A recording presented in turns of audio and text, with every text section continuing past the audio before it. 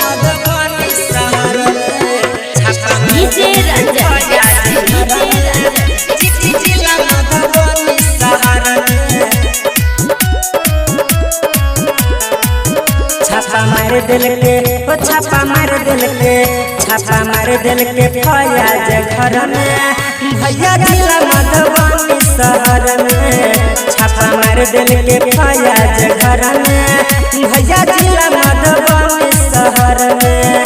RJD के नेता कहावे कई टोला में मेडिकल चलावे छापा मार दिल के ओ छापा मार दिल के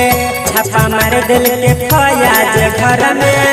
भैया जिला मधुबनी शहर में छापा मार दिल के फयाज घर में भैया जिला मधुबनी शहर में छिए मोदी अमित के चाला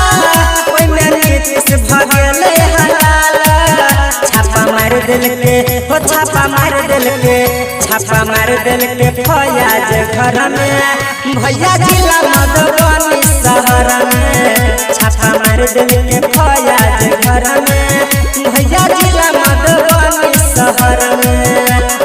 जिला मधुबनी शहर में छापा मार दिल के फयाज घर में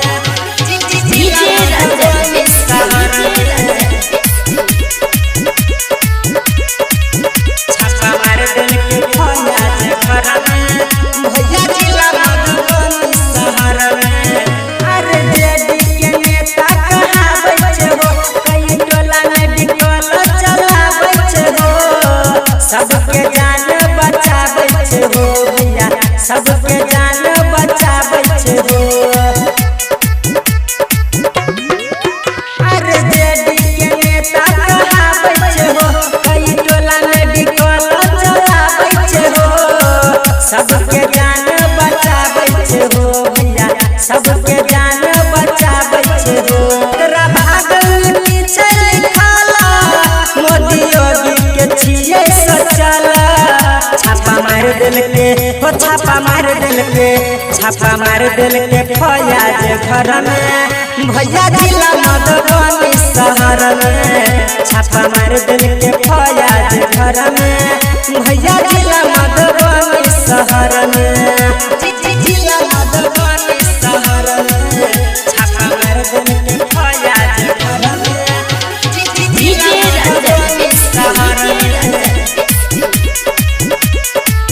छापा मार दिल के फयाज घर में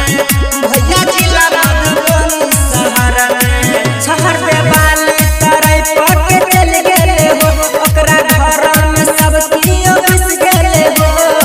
मीडिया पे सब बात फैल गेले हो भैया मीडिया पे सब बात खिल गेले हो शहर पे बाली करे पके चल गेले हो ओकरा घर में सब कियो फैल गेले हो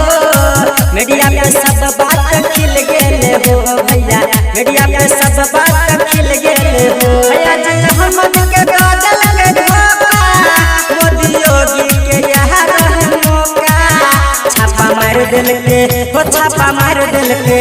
छापा मार दिल के फयाज घर में भैया जिला मधुबनी शहर में छापा मार दिल के फयाज घर में भैया